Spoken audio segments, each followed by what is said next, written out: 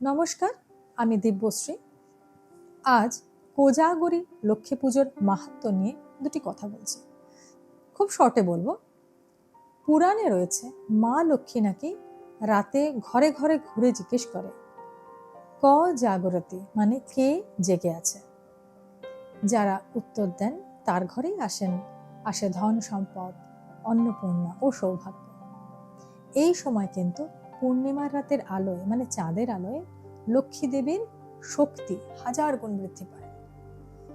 তো এই সময়, মানে এই বিশেষ দিনে, কোজাগরীর দিনে, যেহেতু কোজাগরীর অর্থ কে জাগে, তাই মা লক্ষ্মী যেহেতু মর্তে নেমে খোঁজ করেন কে জেগে আছে এবং তার আরাধনা করছে, তাই যারা এই দিন রাত জেগে ভক্তি ভরে মায়ের পুজো করেন, মা লক্ষ্মী অবশ্যই তাদের ঘরে সারা বছর অচলা হয়ে বিরাজ করেন, অচলা হয়ে। এই পুজো শুধুমাত্র ধন সম্পত্তির জন্য কিন্তু নয়, সুখ শান্তি, শস্য সমৃদ্ধি এর জন্য করা হয়। কথিত আছে সমুদ্র মন্থনের সময় এই পূর্ণিমা তিথিতেই মা লক্ষ্মী আবির্ভূত হয়েছে। তাই এই রাত এত গুরুত্বপূর্ণ।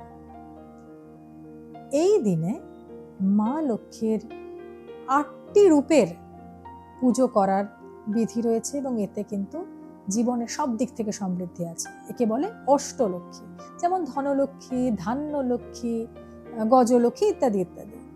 এইরকম ৮ প্রকার দেবীর রূপ পুজো করার বিধি কিন্তু শাস্ত্রে দেওয়া আছে।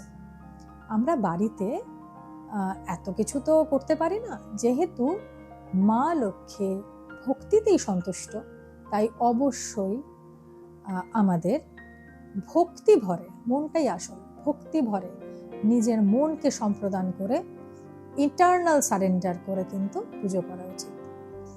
এবং ভক্তি ভরে আহ্বান করলে, পাঁচালি পাঠ করলে অবশ্যই মা লক্ষ্মীর কৃপা পাওয়া একান্তই সম্ভব।